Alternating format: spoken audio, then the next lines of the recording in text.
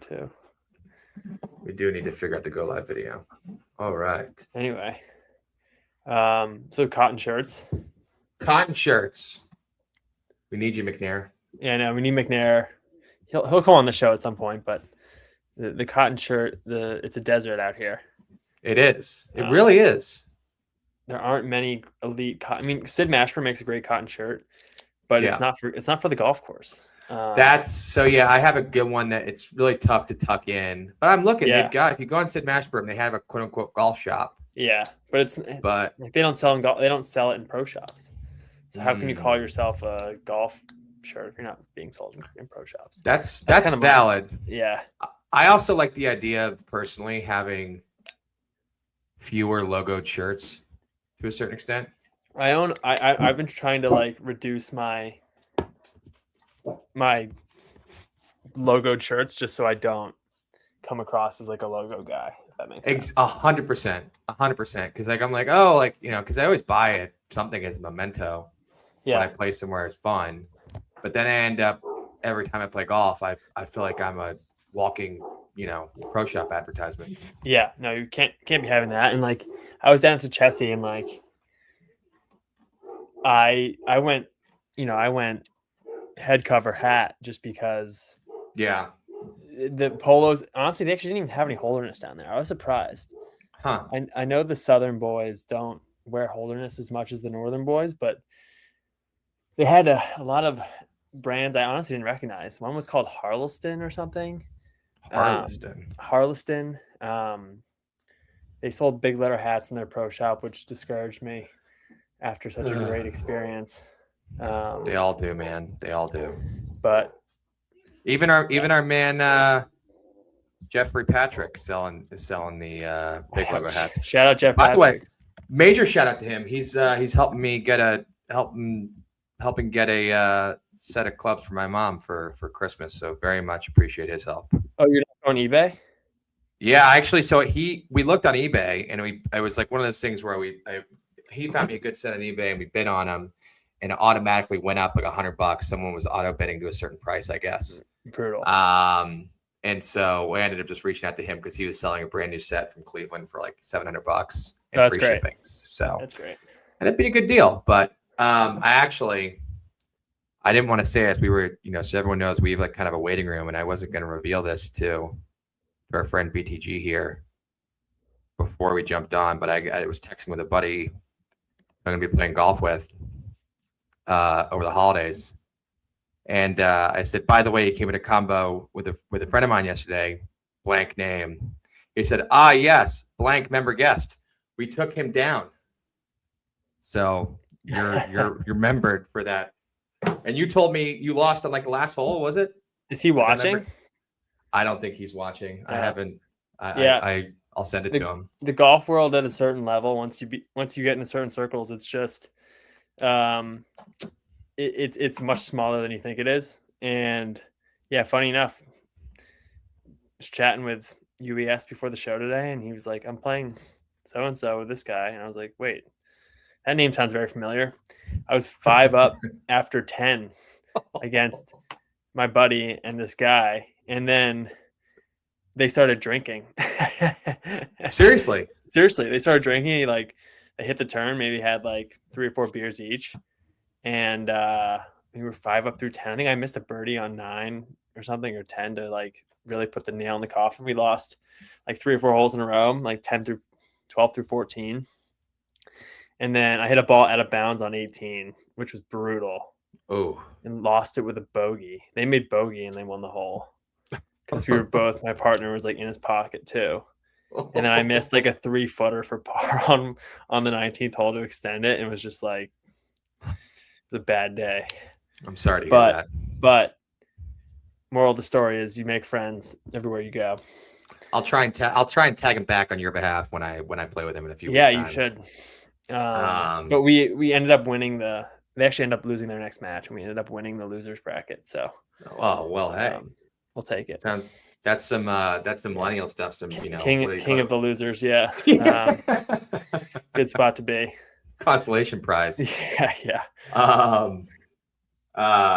Yeah, I'm excited. He actually, it's funny you say that because he wasn't a big drinker in college, but I actually share that. I played much better down the stretch after I've had a couple pops. It's entirely like person dependent. I would never like in competition start drinking, but some people are just like, you know what? My wife and kids are nowhere in sight. I'm gonna open up the bag, grab my pack of my cigarettes and a couple beers, and like loosen up. Hey, So if John Daly can do it, why can't I? yeah, I mean that's it's probably gotten some people in trouble over the years, but Yeah. uh, yeah, I'm sure Well, people do it. before we move on to our first real subject item, I think we got to pour one out collectively for our good friend Freddie Couples. I mean, R.I.P. Freddie. It's like the live guys taking the bag. It's not as bad as live, but I mean he is a style icon for a while there. Back in the '90s, most Some people of were his looking at, but some of his '90s stuff was a little bit Malvin-esque, though. I mean, I feel like a lot of yeah, the streetwear Malvin stuff is like baggy, he's kind of billowy edgy. shirts. Yeah, he's kind of Yeah, edgy. It's like the hood, just like the big print and like the hoods that get me. yeah, yeah, Um, yeah, but like Malbon, like they're as much as I hate it, like it's a good business. They're good at marketing. They're brilliant marketers, actually. yeah. Um, they probably don't spend very much on it because like they just put Jason Day in something outrageous and then they get millions of impressions on Twitter. I I kind It's of a thought after genius. last, yeah. It's genius. I kind of thought after last week we'd maybe be able to move on from Malvin. Then of course they're right. It's like just when I always thought I was Yeah, out, they bring me back yeah. in. We don't want to beat the dead horse, but it is. It was in the news. Hey, maybe we'll Um, all. I mean, Freddie Doubles is now a loyalist, so yeah, we're taking um, the lefties down. and other news, I think maybe a little bit more like, and we were chatting about this earlier this week, and I had reposted an article written by Andy Johnson, the Fried Egg, about it earlier this week about the recent developments of the around the National Golf Links Trust. Have you read a little bit about this? Yeah, I read it after we talked yesterday, I think, because I wasn't super tuned into it. Again, I don't read a ton of the Fried Egg stuff or like other golf Yeah. content, but I did read into it. And, again, being from Philly, there's a lot of ties into Cobbs and what's going on there. But again, like my position, I mean, if people aren't familiar with it, basically, Gil Hanse has decided to do pro bono work at East Potomac Golf Links down in DC, which is a historic Walter Travis design. And for Gil Hanse to do pro bono work, I mean, that dude could go anywhere in the world and charge whatever he wants to any club, and they'll welcome him with open arms. So that initially that piqued my interest because I'm like, wow, Gil's doing this pro bono. Like that means it's a big fucking deal. And that he really believes in like the architecture and the history of the course. And in my view, like that kind of thing should be protected at all costs. We can't be bulldozing historic Walter Travis designs and ruining good public accessible golf for like I think you put it exactly right. Like the world has enough $300 around shitty Fazio courses.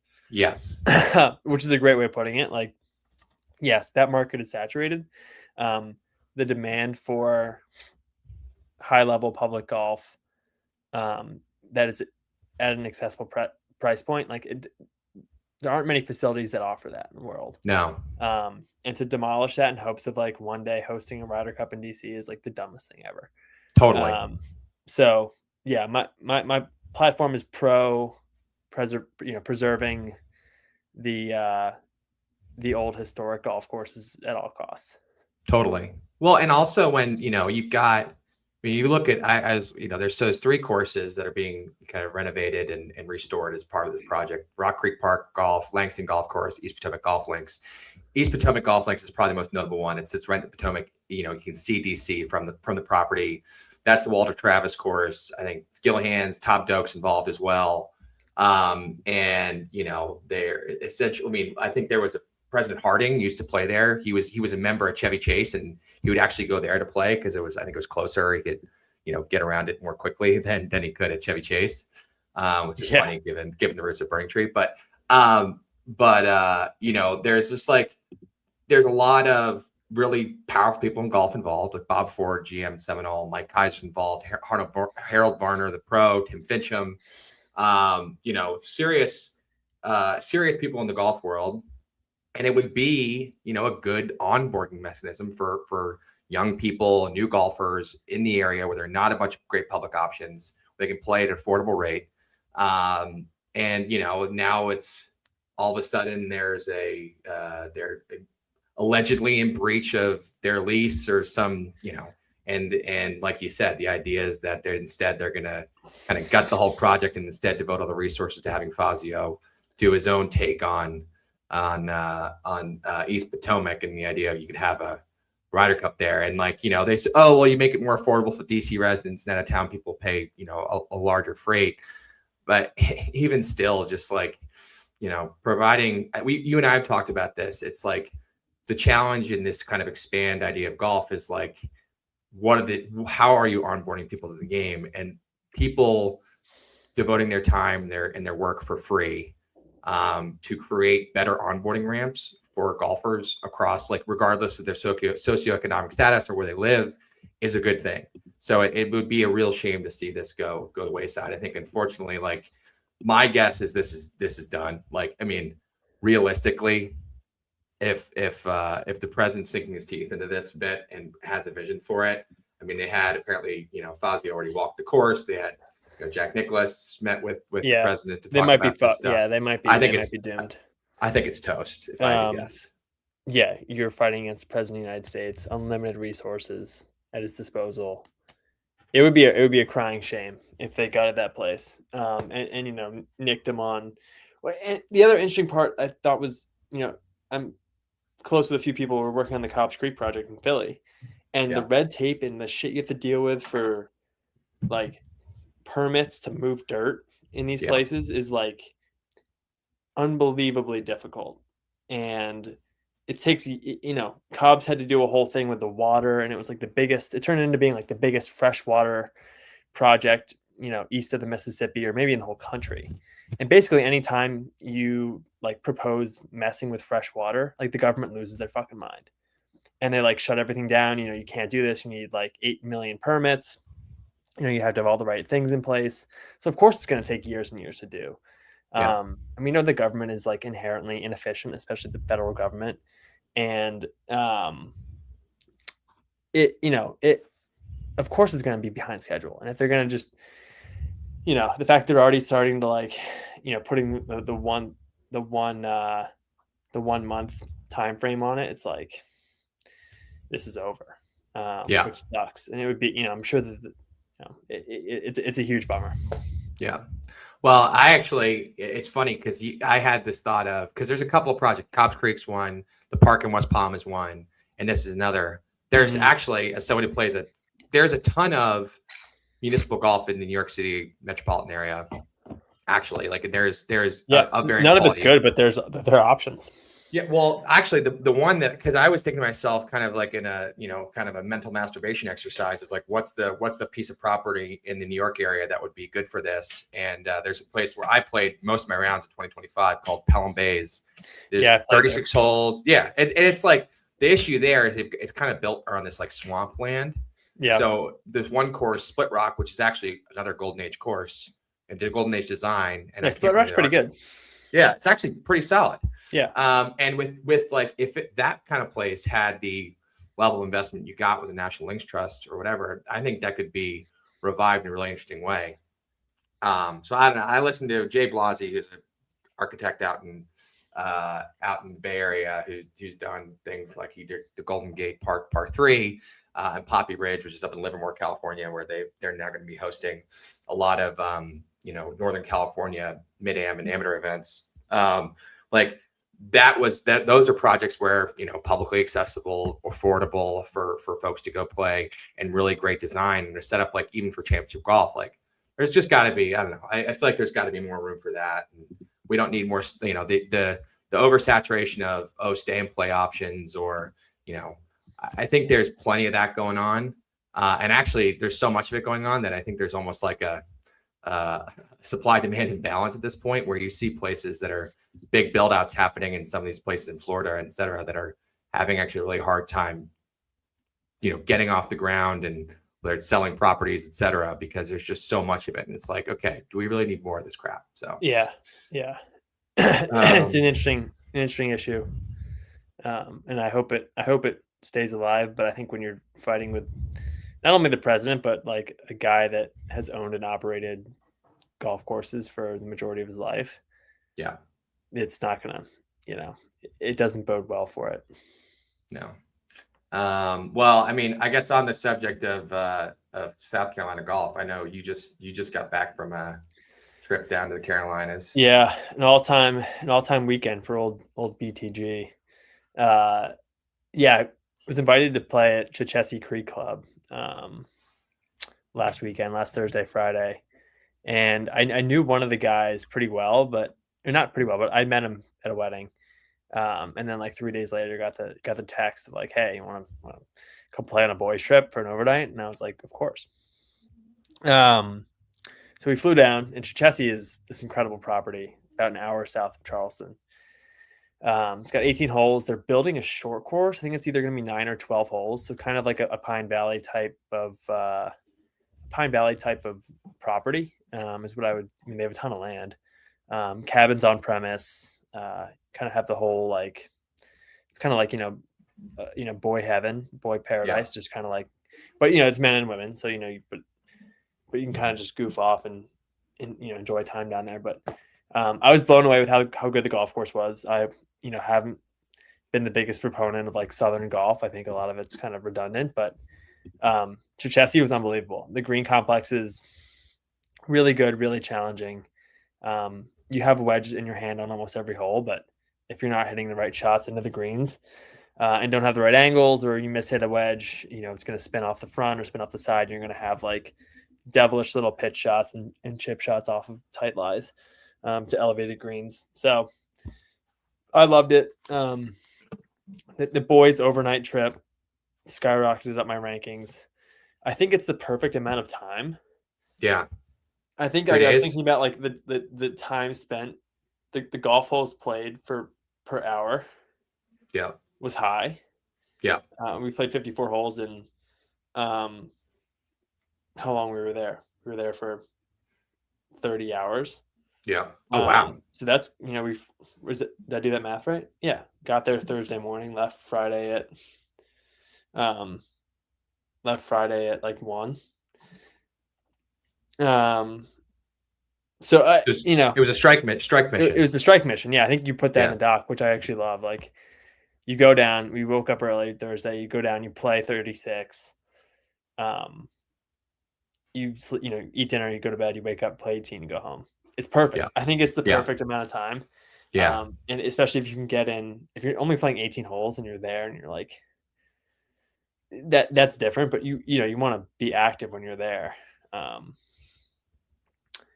yeah, we played some alternate shot on the second 18, which I think is criminally underrated.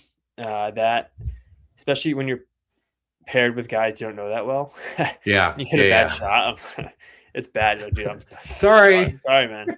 I just like hit one in the hazard. I was like, shit. Well, we're out of this hole. We can't win this again. But yeah, I think. So you played skins alt shot?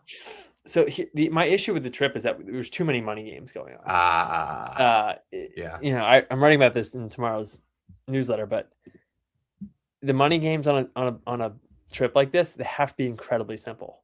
Yeah. You need to have like, for the whole group. So there's 6 of us. So there's 2 groups of 2 threes. There should be an inter-group skins game, net and gross. Just keep it simple, right? Do it, first day, and settling cash. Honestly, like Venmo's fine, but like if you have cash and you can settle right after the round, it's so much easier. And settle before the next day starts, so you're not like chasing people down. You're not, going through. This guy had an Excel. I love him. He had an Excel spreadsheet with every bet down to like the cent. So if you love to gamble, that's one way of doing it. But yeah, I would say let's just keep it simple. And then if you want to, if you want to bet, if you want to play skins or different games or like Wolf or something with your group, like by all means do that. But you don't want to be calculating things with algebra 3 days Yeah. after the trip and sending out Venmo requests, in my opinion. Well, and also like you should almost come in with an expectation of like this is the max amount of dollars you could potentially lose over the course of the 2 days. Like when I did That's my fair. Cabot trip, last in June. I ended up taking like $1,000 off one of my buddies, and like it did not feel good. I was Yeah. like, hey, but you gotta pay your bets. You gotta collect. Like that's kind of the rule, and that's why I sort of am like, yeah, keep it within a certain. I mean, unless guys are really, swimming in it, just keep it within reason. I remember like a couple of weeks back when I was in Florida, I played at Abaco with a couple of younger guys, and they were okay players. They were putting everything out. Like, why? Like, you guys like just scrape it. Jesus, it's like a 4-footer. Like, and you're a 4-footer for 7. Like, come on. Yeah. And it turns out it's because they were playing for, it was like 100 or $200 a hole. I was like, what? Yeah. I was Yeah. like, That's crazy. Come on, and guys. the other one of the guys like, I was like, you guys play for a lot of money. He's like, yeah, I won $2,500 last week. I was like, with against one guy. I was like, Jesus. Yeah. Like, I would not. What are we doing, guys? Yeah, I mean, You go to these nicer clubs and they're playing $3 Nassau's. Like that's all you need, guys. Play for $1 in the front, $1 in the back, $1 for the match. If you lose, sign the dollar bill with your name, give it to the other guy, call it quits. Or like beers Yeah, even. yeah. Keep it casual. Um, there's no need to be like ruining friendships over, golf matches, guys. Like let's keep it civil here. But in light of you taking a trip, and I'm actually planning a trip for 2027 to, I think, looking like Ireland. We took some notes down here. It's like, what trips are there at our disposal, and what are the most ideal trips. So we wrote down a list. It's a shorter list. There's bachelor party golf. There's a Euro trip, whether that's Ireland, Scotland, the UK, like kind of traditional, home of golf kind of trips. There's the 3-day resort visits, like I did at Cabot, or you might do it at Bandon or Sand Valley, one of those spots. There's the more strike mission, kind of lunch and lunch, or 54 hole setup that you did in South Carolina. There's the quote unquote golf trip that you take with a significant other, whether that's a night at Pebble Beach. Have you done that? Golf. No, and I think it actually should be DFL on this list. Oh, for sure. It's by a wide margin. Yes, like an impossible. People, I watched the last one, the city tour. So like Friday, I get to reference them again, give them a lot of airtime. They just did put out a video about doing a San Francisco golf trip, and like all the places you can see in that Bay Area. There's a lot of really good golf in the area. Yeah. And one of the things I mentioned is like if you go with a significant other. And I guess like maybe that's for the small subset of people who their wife or partner or whomever is a golfer as well. But the idea that I would take my fiance and say, hey, we're going to XYZ place and we're going to stay at this nice resort. I'm going to go play golf all day. Like that's not going to happen. Yeah, no, it's not. It's a non-starter, I think. It shouldn't. Not that it shouldn't be on the list, but like it's last by a wide margin. And so what are your thoughts on bachelor party golf? So I've never played golf on a bachelor party. Yeah. Okay. I think it's a little tricky because usually bachelor parties are pretty big. Yeah. Like 15 or 20 guys. Like, you're trying to organize that, and like some of the guys definitely don't play at all. They probably want to just booze the whole time. You know what I mean? It's almost like you should play mini golf instead, or go to a simulator or something. I don't. I mean, like, so I did a trip with my best buddy from college and the best man at his wedding. He's best man of mine. We did the Greenbrier for his bachelor party, and we had a great time. We played golf twice. We actually met Tom Watson the first day, which is really cool because I guess he spends a lot of time there. But the first day we flew in. I guess it was flew in on a Friday, did a big dinner, had a Saturday morning tea time at like a reasonable-ish hour, like 9 a.m. But like, anyone who's been to a bachelor party knows the first night's always the biggest night. Like everyone's just so amped up that they just, for lack of a better term, blow their load in the first night. And so you're already feeling pretty haggard going to that morning round of golf. And like some guys don't even play. So, and some guys, might sleep through the tea time or whatever, but you survive. And the second day, if you're playing again on Sunday, you're similarly like you're actually, especially you get older, you're 2 days of dragging your ass, feeling hungover and going to play golf you're again. feeling it. And you're just trying to be like, okay, like I need a drink. I don't care how early it is. Like I need a drink now if I'm going to survive this round of golf.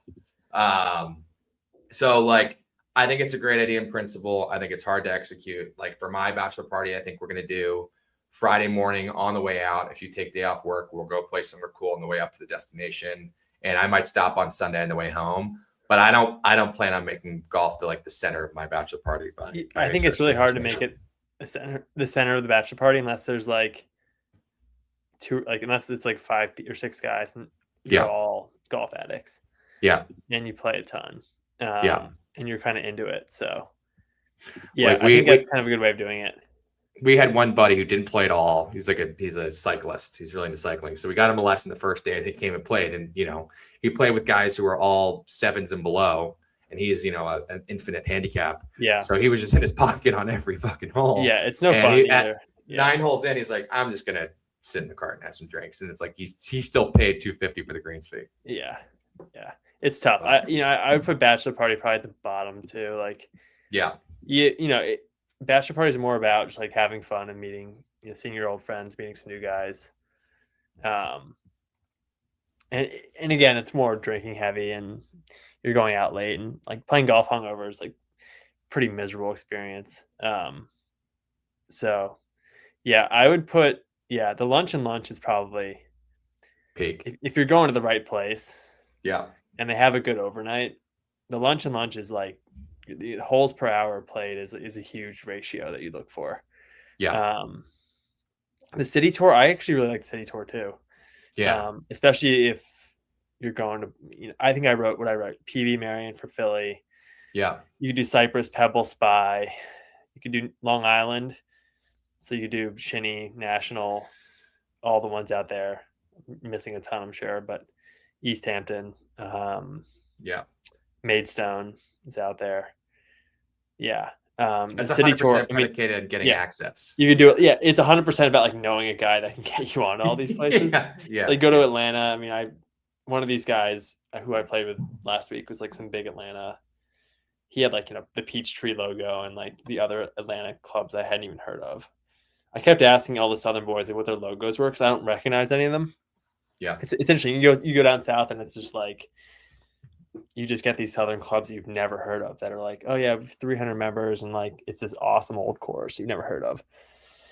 And so I just ended up talking to them about the different like clubs that they're members of and the different dynamics between them. It's pretty interesting.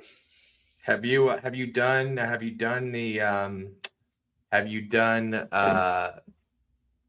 like Ireland, Scotland, UK, and that stuff? I never have. It's actually not true. I played the old course like 10 or 15 years ago. Okay. We went and played the old, and we played King's Barnes, and we played another course in England. I don't know the name of it, but it didn't have any bunkers. It was unbelievable. I don't know how we got on. Really? I was with my dad and my brother. Do you know what it's called? I don't. I know Sheep's Ranch is modeled after some of those courses that don't need bunkers. It was in the middle of England somewhere, and like the guy who greeted us was like the most cartoonish English gentleman you could ever picture. Hello. Like out of a cartoon book, like had his like wooden pipe and was like, you have a coffee and then you walk around the clubhouse and he shows you all the pictures of like the captains of the club. And I just remember like the golf course being kind of quirky. And we got to like the 8th hole. Like, there's no Kington, maybe. Landron Dodd Wells. I mean, this is literally had no bunkers. I'm gonna have to look into it, and I'm gonna have to do some digging. But so that's really the only like golf. It was like a family trip, but it was like got it. Old course, King's Barnes. Yeah, and then we went to like played some course in Spain. I don't know. But I do need to go back and do like try and play as many open rota courses and hidden gems over there as possible. Well, to your point, it's the rounds per hour kind of thing. It seems like, so I'm trying to plan this trip for 27 in Ireland, and it's like, it's 5 days. It's not a small number. It's not a small amount of cash. It's like $7,000 a person. That includes everything though. It's like lodging. It's food. It's getting to and from places. But you're playing 18 holes a day. It's not like you're playing 36 a day. Yeah. So it's a little bit more of it's both golf and it's sort of tourism. You're checking out different spots in Ireland, checking out different pubs, etc., which does sound fun. But as someone who's like, just if I'm digging a trip like that, I want to play as much golf as humanly possible. That to me is like a little bit of a like, yeah, it'll be really cool to play Lynch and Ballybunion, etc. But I also, I wouldn't hate to play at least 27 a day. But I feel like that. I mean, I guess I can't speak intelligently enough to evaluate whether or not that would or would not be better than kind of the strike mission, but I'm nonetheless excited to check it out. Yeah. Would you put the strike mission over higher or lower than the 3-day resort visit? The Cabot trip was excellent. I feel like Bandon or Sand Valley, but Cabot's in Nova Scotia is a great property. It's 2 courses, and they have the par 3, but like there's like weirdly a lot of coordination that goes into it. Like, can you go kind of almost wish you could go and just play, like get out there and play as much as you want. But because there's so many people that are on the property at any one time, like, it's not as if you can, okay, we've played 36 and we've got time to play the par 3. We'll just hop in the par 3. It's like, oh no, we're fully booked in the par 3. So it's a lot more. You'd think it would just be golf heaven. We're going to go and just play as much as possible. It's like, no, you're kind of not a nickel and dime is the right word, but it's very, you got to kind of plan it to a T still. Got it. Yeah. It probably depends on where you're going to. I mean, I think Bandon's probably 1-1, and then Sand Valley might be the second. Yeah. I've heard, mixed reviews about the Cabot properties, but, Stream Song's probably up there. There's probably a few others I'm missing as well. Oh, I will say Stream Song. I guess Stream Song Pinehurst would be the other two. Stream Song Pinehurst is probably, Stream Song Pinehurst probably are certainly up there. Yeah. But I mean, I'm dying to check those out. I would say, I mean, I'm going to find out. I think in April, I'm going to be heading down to the Carolinas as well with my brother and a few other guys to play some courses. So after I do that, I'll let you know which is better. I have a feeling that the Carolinas trip is going to be a little bit more. Are you going to play Pinehurst? No, I'm playing a couple different places that I'm not gonna expose where I'm playing yet, but it's going to be some cool spots in the Aiken area. Yeah, got it. I'm actually going to film a bunch of videos of the Bryan brothers at Salina Golf Club. I'm kidding. You probably have no idea what that even is. I don't. I just see LeBron starting to tweet about this shit. You see LeBron's tweet? I did. Did you see LeBron? The funniest thing about LeBron was he was already using the zero torque putter with the claw grip, which was just laugh out loud funny. Yeah, there was a putt of him putting, and I'm like, that's just YouTube. Like that's just him learning. That's just him watching YouTube. Yeah. It was hilarious. So true. I gotta get one of those lab putters. Yeah, exactly. Yeah. And then Grant Horvat used the claw, therefore I need to as well. It wasn't even. I think it might have been like the Scotty Center shafted ones. Really? I was like, oh, holy shit, we've lost it. Well, his son is actually pretty good for having only played for 6 months. He did a video with. He should probably start trying to make it on tour because he's not going to make it in the NBA. Once his dad retires, he's done. Yeah. Oh man. No, I mean, over like what are the odds? I mean, if you were on Kalshi and looked at what the odds are that LeBron James is in a YouTube golf video in the next 365 days, I'm definitely going to hit the more likely on that happening than not. Oh, for sure, it's a certainty. It's a certainty. Absolutely. I mean, whoever the big YouTube people are, just like Grant Horvat, whoever, they're going to get LeBron on the channel. Are you kidding me? Well, and our good friend Rev was with a famous golf influencer today as well. Did you see that picture? No. He's with DJ Khaled. In what context? I think they were at a golf club based on Rev's attire. But again, he might just wear that stuff all the time. Yeah. But he got a picture with with DJ Khaled himself. After having played golf with Rev, it's like the least surprising thing you could have said.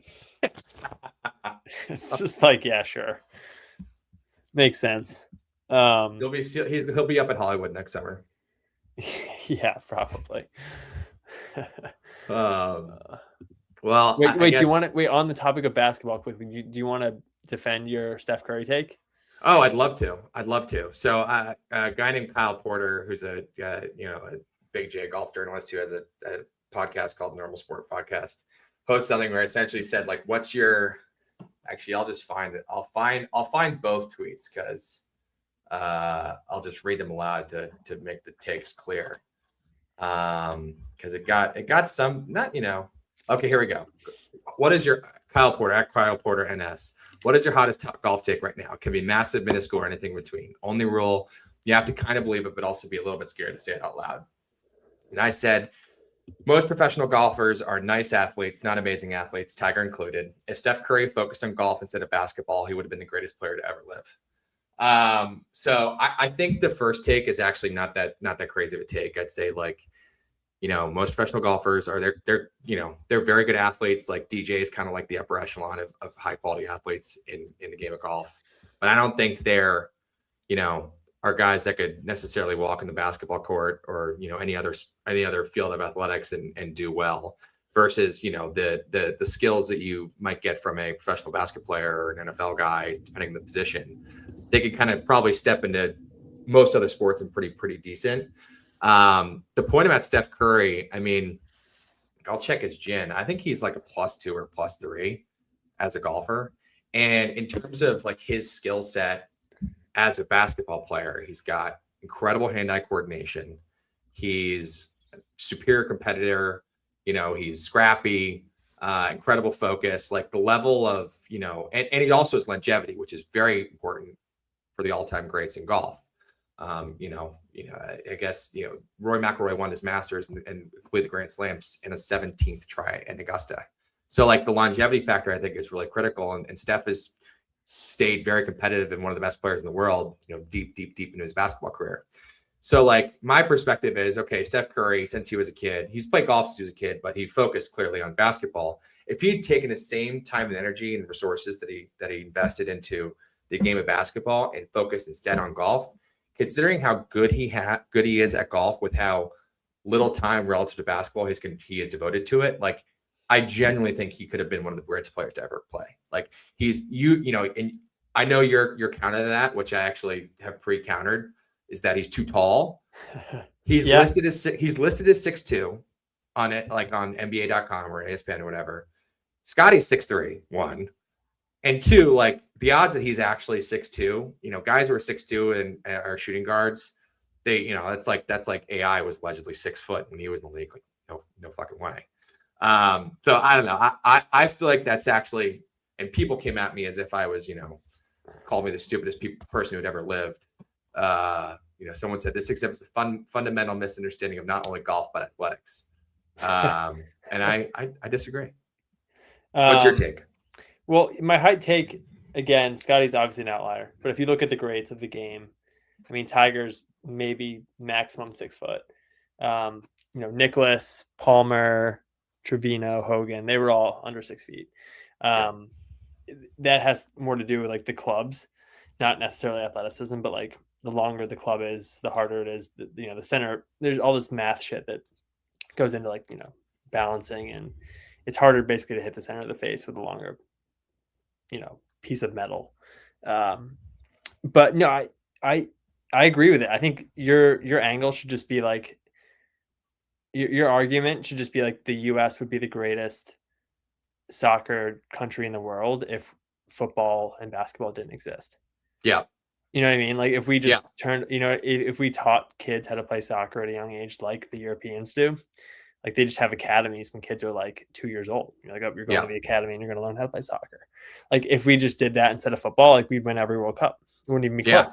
We have 300 million people in the in the country. You know what I mean? And we lose to like these tiny little countries with 50 million people.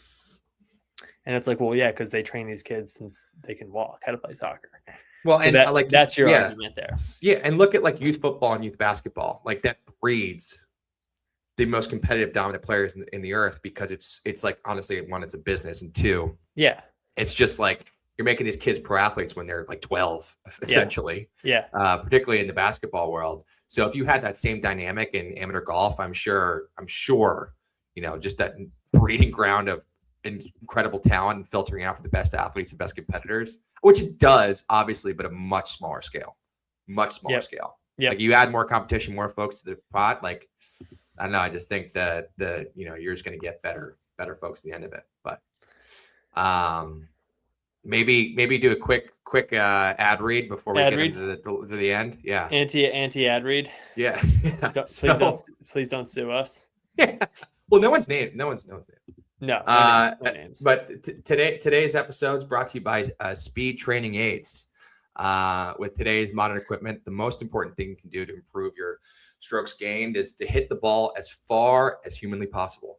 In light of that, we built a unique fake driver with some weights attached to the end that you will get used to swinging as hard as you possibly can, over and over 3 or 4 times a week, while measuring that on a little radar screen or TrackMan. Will it enable you to make better contact or hit the center of the face more consistently? Absolutely not. In fact, quite the opposite. But don't worry, because you do, in fact, have the new 460cc driver that was made to be hit off the toe. So again, if you're chasing speed instead of center contact and don't feel like hitting the gym, check out this product, because distance sells and dispersion is really just a technology problem that'll be solved eventually. Love that. Thank you to Big Speed for funding that ad. They just want you to know you're just one purchase away from hitting it like Bryson. All you have to do. Yeah. No, go ahead.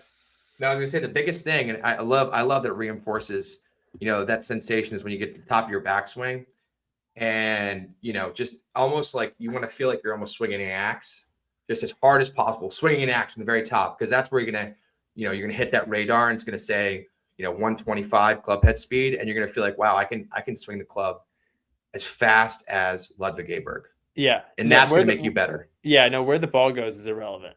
Completely. It's entirely irrelevant, guys. Completely. All like where you hit the ball in the trees, fairway, there's no difference as long as it goes far. That's what you need to worry about. So shout out to Big Speed for funding 2 idiots talking on the internet. All right, should we keep moving? Yeah, we got 2 more things before we wrap it up. I saw you posted a nice pretty little GHIN Rewind year in review. Yeah. I tried to poke fun at my GHIN Rewind because I thought I played a lot of golf this summer, and I did play a lot of golf this year, and for my standards. But when you're in the fucking BV and no one seems to have a job, and people are logging 90 rounds a year, my 30 loops this summer kind of pale in comparison. I got Upper East here logging. Would you have 87? 80, yeah, there's 83. 83 rounds. Yeah. So again, can't compare yourself to everyone in the BV, but I thought I did pretty well this year. I mean, I played 30 times. My index dropped by 3 strokes. That's great. That's efficient, I think. Dropping 3 strokes as a 2 to a +1 is honestly pretty outrageous. Yeah, and I did joke about my putting, but my short putting has never been good. But I started going reverse claw like as a joke. Yeah. I play a lot of golf with my dad, and it just gets kind of boring after a while. So you need to like do some things to like get a reaction out of people. So I started doing it one day, and I made like 5 or 6 birdies and shot like a pretty good score. And I was like, whoa, like there might be something to this, because I'm a very right hand dominant putter. Yeah. And so if you go, and I was left hand low, so I was going, right hand at the top of the club, feeling the stroke, and then like the left hand was just kind of doing nothing with the reverse claw down low on the short putts. And it changed everything. Well, it probably improves you, because I've actually fiddled around. I've got the practice putting mat in my apartment, and I'll do the same thing. I'll just fiddle around with my grip a lot. Like I'll do claw, I'll do kind of the left hand low, I'll do reverse claw, I'll do heads up putting, a lot of stuff. And I found, because I'm similar, like I get really handsy, and I feel like when I do a reverse claw or if I do left hand low, I actually hit it, like the sound of the ball off the blade tends to be much more solid. And I think it's because I'm not I guess I'm not just smacking at it as much, or I'm just not getting as wristy with it. But yeah, I mean, do you line your putts up? like with against the line, Yeah, like like do you with the line line. them up? No, I don't. Okay, I mean, I just kind of put the ball wherever. I actually okay. watched a video on YouTube, even though I'm not supposed to watch YouTube, but the Jack Nicklaus gave like a putting lesson, and in it the kids, were kind of like, okay, like watch me putt and blah blah blah. Let me see you hit a few. And the guy, and he had one of those tailor-made, super lineup balls, the One of my buddy TPX. uses those. It's so fucking Yeah. funny. And the guy went to go line it up, and Nicholas is like, "What the hell are you doing?" And he's like, "Just put the ball down and hit it." And I I don't know. like I that. sort of feel like people get so overly technical about putting that and when I feel like that fundamentally is something that like anyone can be good at, and I think so much of it is more like feel and setup and stuff that it is about like, oh, I gotta line it up perfect, and I gotta like, there was something came out recently about Tiger had actually like technically a really not poor, but like technically not like a perfect putting stroke, but he's I did see that. probably the best putters ever Fascinating. lived because Yeah. he's so consistent. Yep. So He like if just you could does the say same it's thing over and over again. Yeah. exactly. So I feel like that's, I don't know, to me, So yeah. So it probably doesn't help that I'm trying, 10 different putter grips and mechanisms of how I could put based on that. But so the line for me just tells me if I'm hitting the ball square or not. That's really what I interesting. use it for. Got it. So if I can get it, like I'm not gonna like, I wouldn't say I'm the best greens reader in the world, but if I know the No. putt breaks left to right and I can aim the ball, get the line going left of the hole, um, then I know if I strike the putt, like did I strike it squarely? If the ball rolls end over end, so that's really the only reason why I do it. That's fair. That's Um, fair. but yeah, I think if you have a practice putting mat, you don't need to do it because you can see if the ball starts on line or not. Well, it's got the chalk line thing. I think the one thing I Yeah, noticed with my that's what putting I'm saying. stroke is, Yeah. yeah, I've got the chalk line, but the thing I don't know is sometimes it feels like my putts flare right a little bit. So, but I kind of factor that into, it's not as if I start on the line and finish on the line. Like I tend to start in the line and finish kind of a little bit to the right of the line. Yeah. Probably means I need to work on it, but yeah. Interesting. I mean, I'm actually curious because on the GHIN rewind thing, I went from a 19 to a 19.3 to a 7.6. So, some people know this. I only started really playing like in the past year and a half. And I got really, really hooked. Obviously played 83 rounds of golf. And, got really, my goal is to be like a sub 5 next year. And I wonder from your vantage point, what is harder, getting from a 20 to call it 20 to a 7 or a 7 to a scratch? I think it depends on talent, like how talented you Fair. are. Sure. So I think if you have talent and you have time and you are committed to working on golf, it's going to be a lot easier to go from a 17 to a 19 to a 7. I think that's actually harder than going from a 7 to a 0. Yeah. At least in that short period of time. Sure. Going from a 7 to a 0 is just more about like learning how to score and like not make like huge mistakes, in my view. Course management, because you can Yeah, hit the it's shots. course management. It's just eliminating doubles. It's eliminating Yeah. like bad chips and stuff. Yeah. And it's more course management and strategy and stuff than like ball striking and hitting your irons well. So yeah, it just depends on talent. I mean, I saw some video of like one of the Barstool guys who's like still trying to break 85, and one of the burners was like, "This dude's been basically playing golf full time for like the past 6 years with coaches, and he still can't break 85." It's crazy. And it's like, so that's just a talent. That's just a skill issue. Yeah, skill issue. 100%. Skill issue. So that's kind of where I'm coming from on that answer. Yeah. Well, actually, that's a good point because, like when I posted my swing, Air said, I'll be scratch if I do X, Y, Z. And it's nothing to do with my swing. I can hit the ball far. I can hit it straight. It's just about like staying cool under pressure and, making good decisions and avoiding the big numbers. Yep. No, 100%. Well, we actually haven't played together. I don't know if people don't know this. We haven't played together. So once we play together, maybe you'll have a better evaluation of what's going to be harder for me. Soon. We'll play together soon. But you don't want to listen to me. You want to find a coach. That's fair. I don't love giving people advice.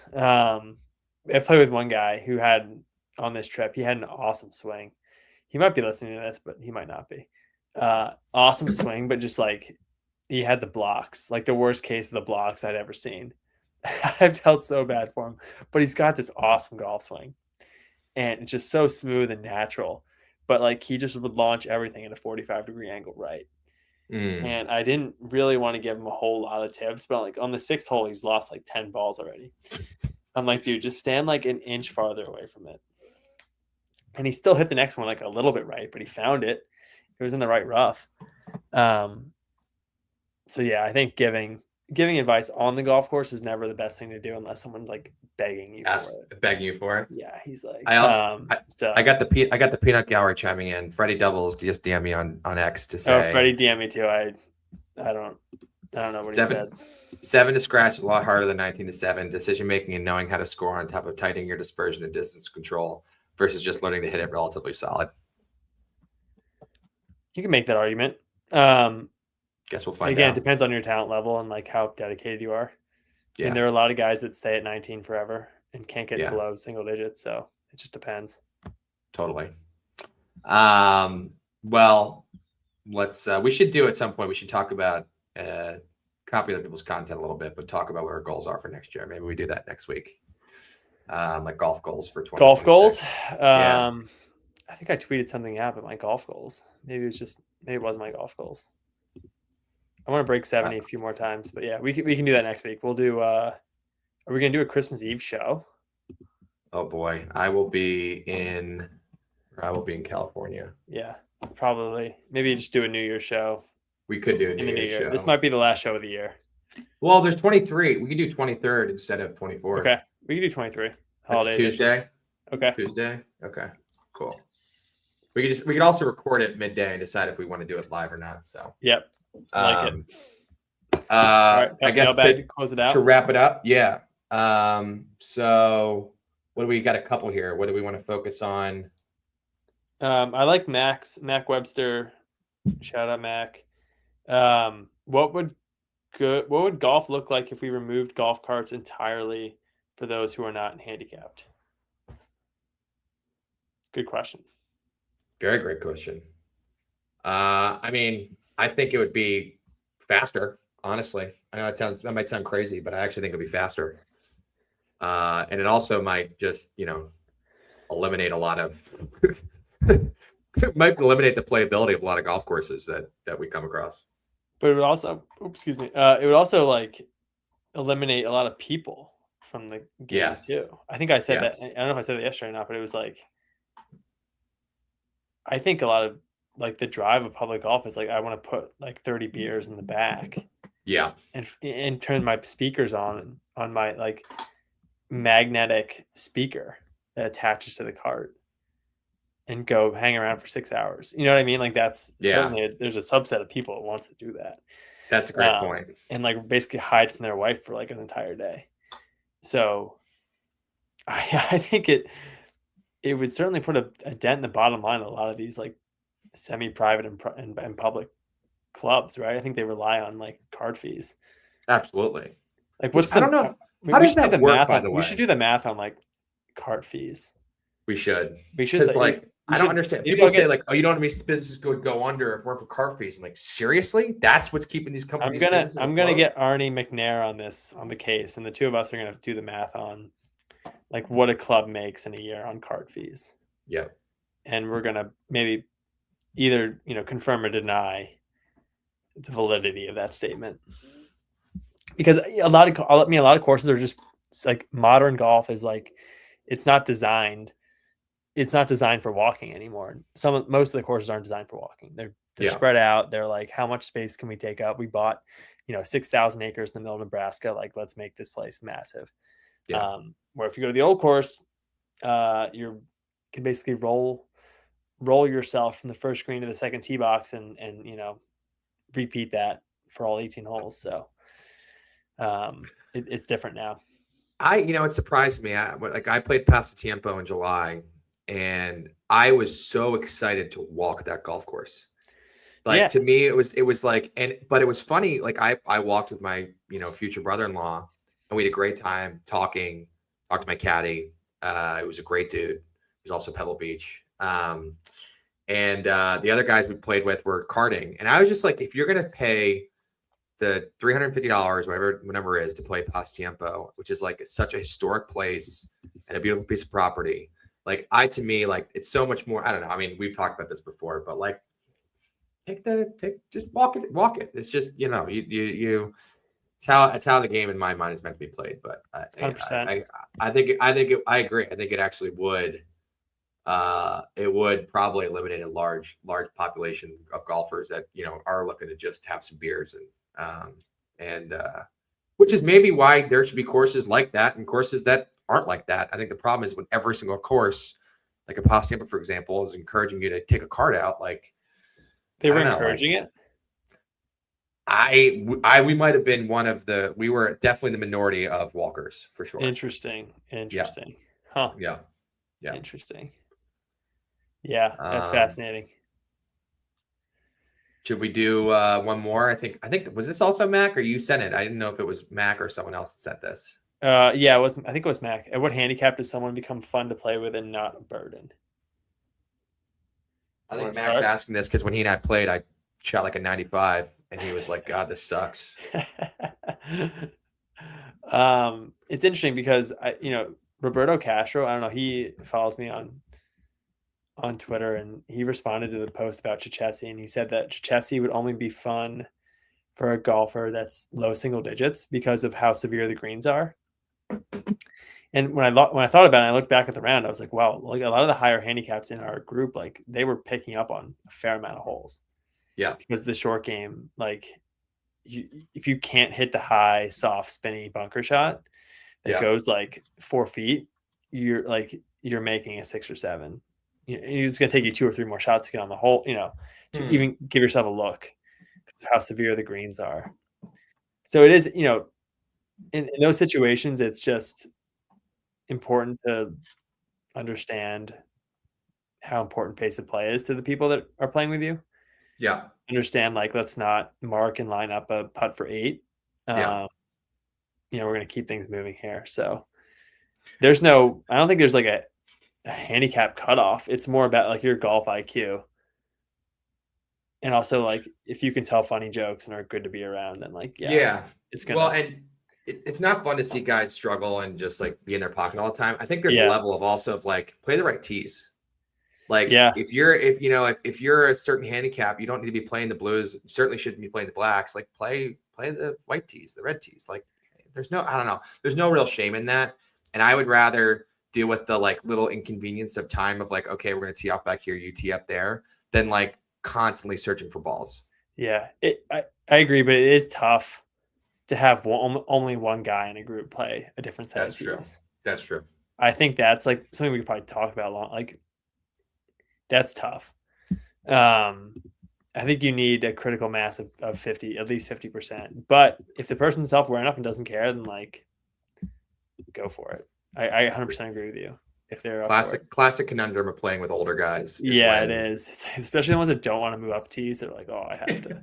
I was playing with have I told you this story? I was playing with a guy who was 90 years old this summer, and he was an unbelievable dude. He was like a big shot DC lawyer back in the day, and he just loves golf. And he was like, kind of became friends because he loves golf. He's like, yeah, I just want to play 9 holes with you one day.